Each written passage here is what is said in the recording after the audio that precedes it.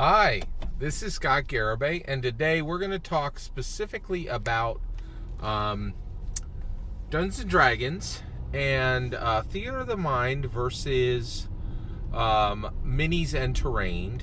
And today we're specifically going to tackle what should be the size of a Dungeon Master's collection. What are the limits of it?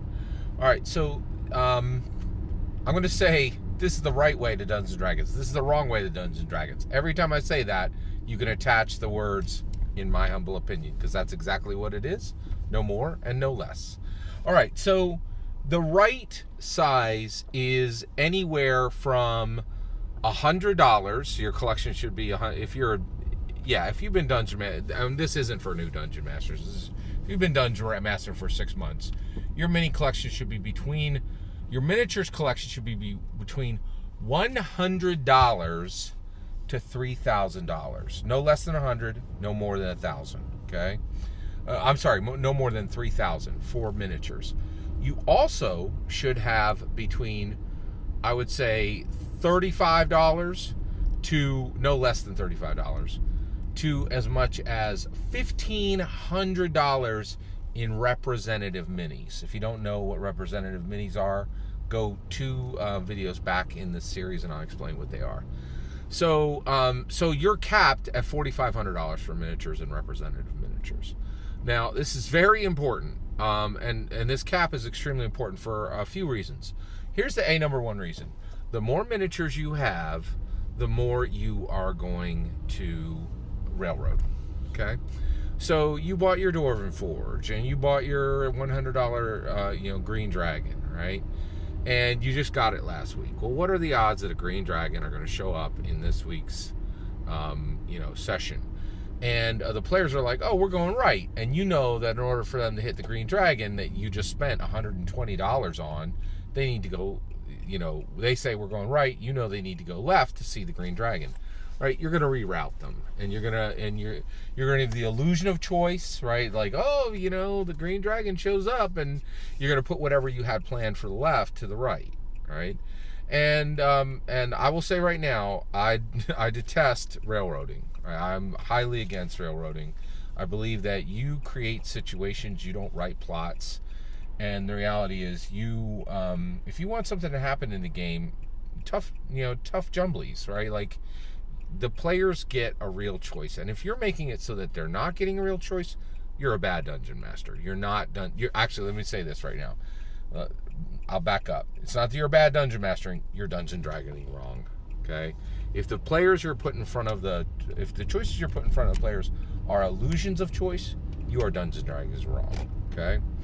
All right. So every dollar more you spend on your miniatures collection, you are in a situation where you are likely putting them in a situation of putting your player characters in a situation of railroading. Right? It's a major threat, right? The other thing, okay, so then I hear you. You're like, hey, Scott, I already got $3,000, or I'm at $2,500. What do I do when I hit my max, right? What, I'm not allowed to buy more? No, you're not, right? Without culling, right? Your collection should be worth $3,000 in real miniatures, $1,500 in representative miniatures. What happens when you go over? Okay, well, you need to cull, right? And this is very, very important. How do you cull? Okay, well, the way that you properly cull, okay, is that you so you're now at $2,900, and you buy a $200 mini, right? $200 worth of minis. So now you're $100 over, right? So what do? Well, first of all, you don't keep a $3,100 collection. What you do is you look through your collection and say, what have I not touched for a year and a half? And I guarantee in a $3,000 collection, you're going to have some stuff that is going to fit that bill, right? Now, what do? You don't eBay it, and you don't sell it to Noble Knight Games. You give it to your best player, right? And you put you buy a nice tub, and you say, hey, I have a huge collection. I haven't been using this collection as much as I'd like. I want you to have these miniatures, right? And the player's going to say the following. They're going, hey, that's fantastic. Thank you so much for giving these to me. ah, man, I want to run a game now to use these. Or they're going to be like, hey, I'm just a player. I don't need these miniatures. And if that's the case, you're saying, you know what? I've used these miniatures and I've seen what I can do with them. I'd really like to see what you can do with them. Like, and a gift can be a direction. A gift can be a quest. A gift can be more than generosity, but a challenge, right?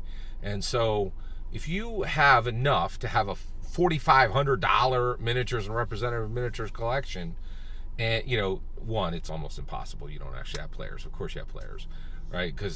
And if you don't, you definitely have a problem. That's outside the scope of this video. But like, and so basically, culling is really important, right? And you should be giving it to your best player, and you should be challenging them.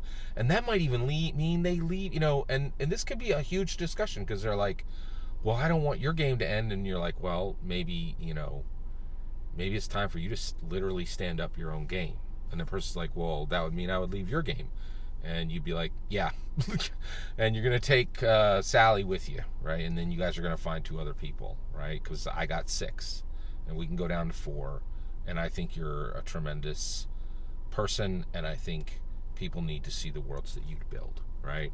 And so miniatures can be a lot more than plastic. They can be the reshaping of another human into a better human, right? And so I think this, this culling a collection is really important. And I've done this. I have players, and I've given away hundreds of dollars, maybe well over $1,000 worth of content over the years. And I've actually given away less than I should, right? Like, because I have a lot of tabletop role-playing game material. So I think this is really important. So if you're a dungeon master, you don't want to let your collection grow too big, because it will stop you from doing theater of the mind, right?